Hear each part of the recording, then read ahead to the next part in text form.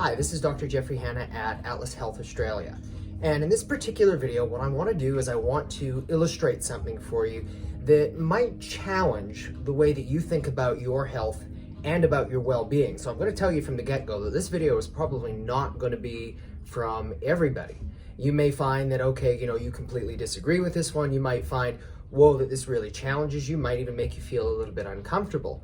Now, that's okay. I don't expect everybody to agree with me, but I would at the very least like you to consider the possibilities of what I'm explaining here.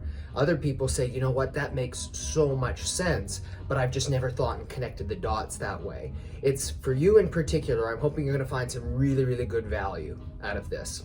Now, what I want to outline for you, firstly in the body, is that in brief, there are three general categories when it comes to nerves. And as much as we think of heart, blood flow, breathing, and all that sort of stuff as the most important part of the body, ultimately it's your central nervous system. So your brain, your spinal cord, which is going to be controlling and coordinating everything.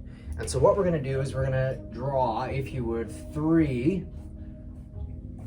general categories of nerves, something like this. Now, the first one that I'm going to talk about here is going to be the sensory.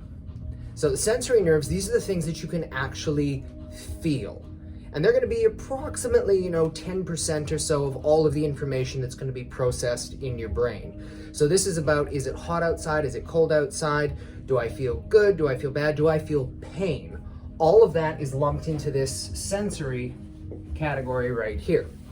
Now, the second category is what are going to be known as your motor nerves. And motor nerves, these are the ones, pretty obvious, they are going to be responsible for your ability to move. And so this is going to be, again, by and large, the stuff that you can both consciously control, but also the coordination of the different muscles so that it's not just jerky movements like this, but that things are going to be moving properly. Now, I will add into this, to a certain degree, this is also going to include those muscles that you can't control that are necessary for movement of the digestive system, movement of things going on inside the chest, so the respiration. So a good chunk of this is actually still controlled automatically.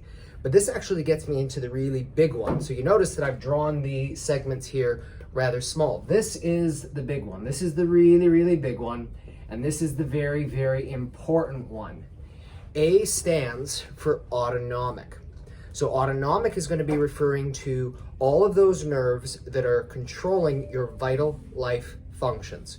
Your heartbeat, your respiration rate, your digestive system, and all the stuff and all the processes that go in the background that you cannot feel, that you're not even thinking about, and yet they are keeping you alive.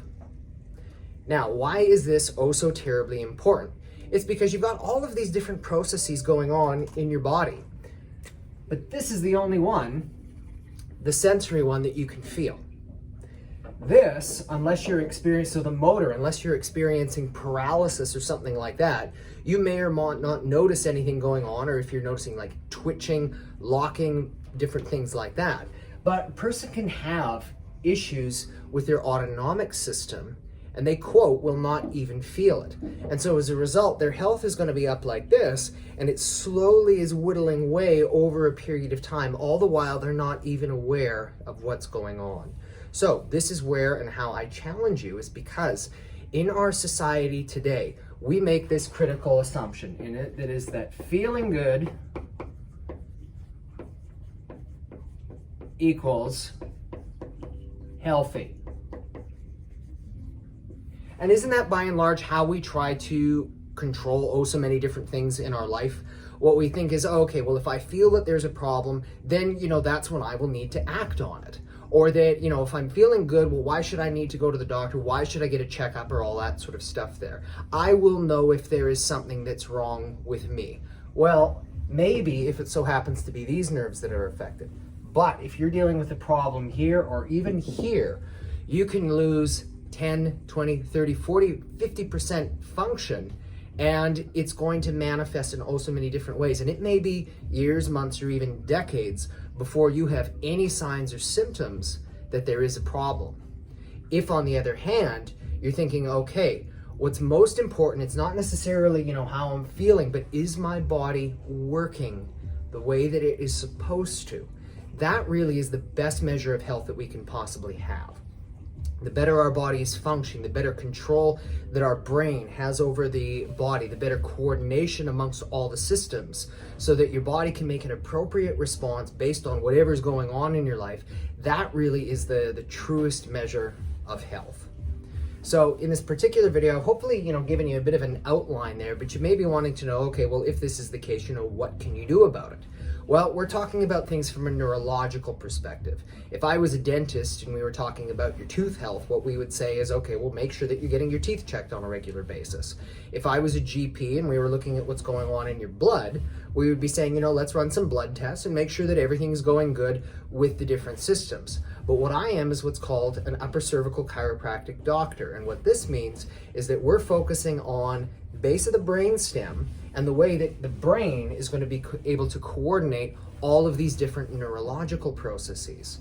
And again, if health is measured best as far as not how you're feeling, but how your body is working, we want to make sure that your body is working as well as it possibly can, and that there is not some kind of a physical or mechanical block right at the base of your skull, which could potentially be interfering with your expression of health and life.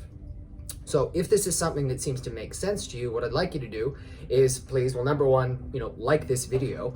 Number two, please share it if you think that there's somebody else who would get value from this.